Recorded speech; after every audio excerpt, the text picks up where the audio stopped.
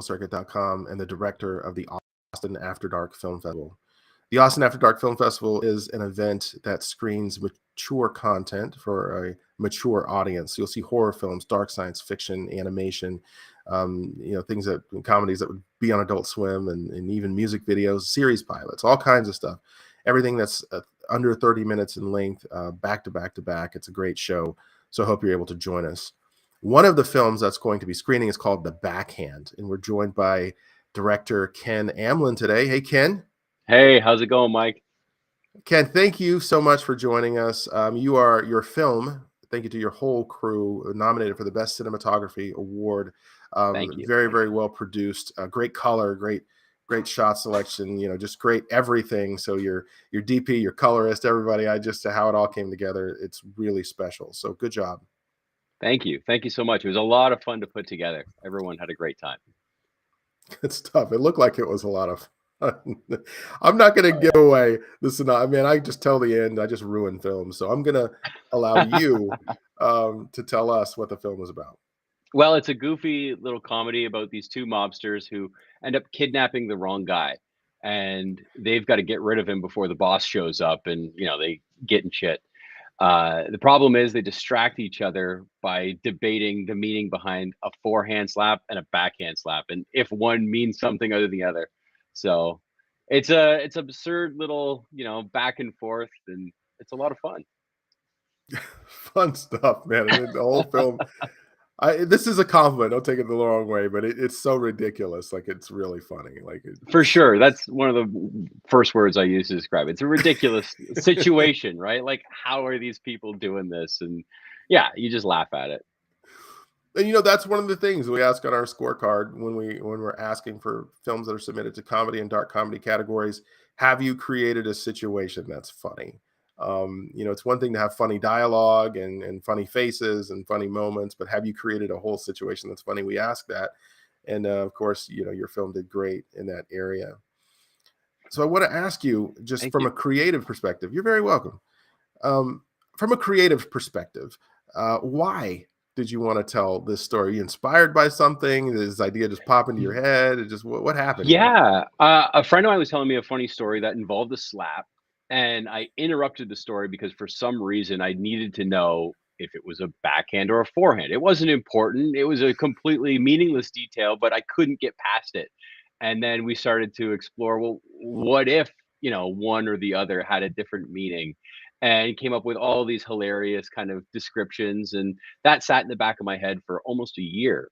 And then I got the inspiration one day out of nowhere, like, what, maybe I'll write this into something.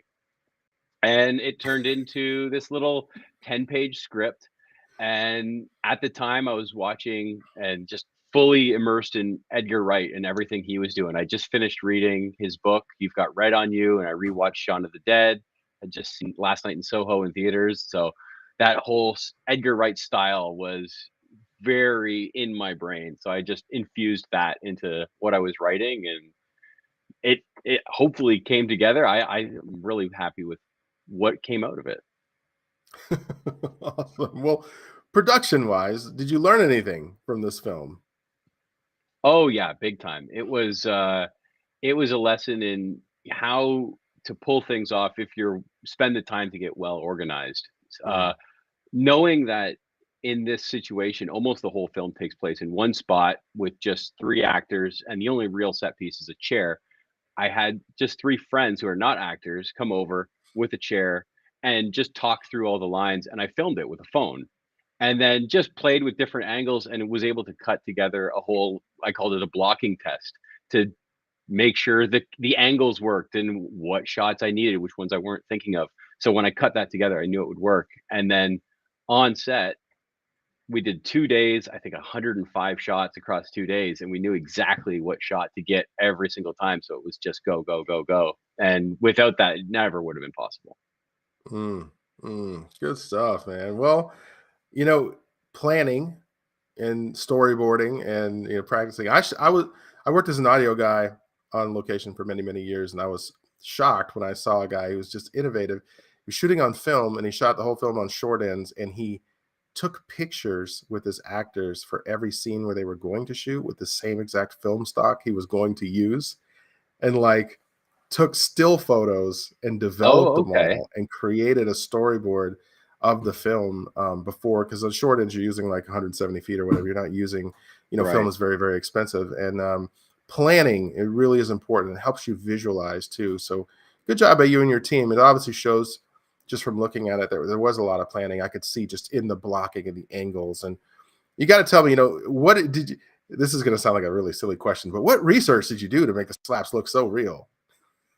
The slap. Well, our lead actor Chase Lawless doubled as a stunt choreographer, so thankfully he was able to offer a lot of insight on the proper way and the right angles to yeah, put the camera here. Oh, you have to react a little sooner than you normally would think. It really went a long way to sell, because obviously, yeah, the backhand. It's in the title. If you don't have believable slaps, the whole thing falls apart.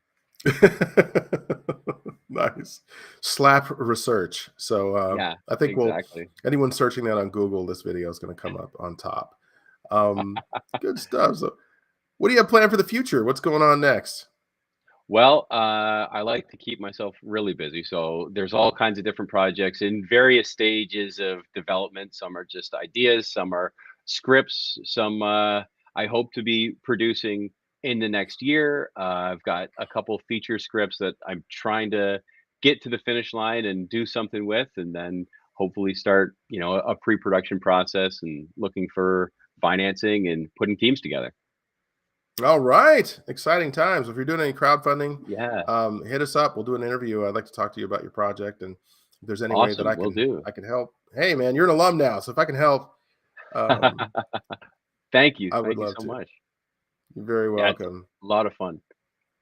Was there anything you want to add before we get out of here? Yeah, I want to just say thank you to all the judges down in Austin who watched the film and selected it, and thank you for the nomination for the cinematography award. That means so much to me. I'm really proud of the way that the film looks. So the fact that other people are recognizing that's great. I really love that. The whole team is really proud of what we did. So can't wait to come down and meet everyone and see everyone down at the festival.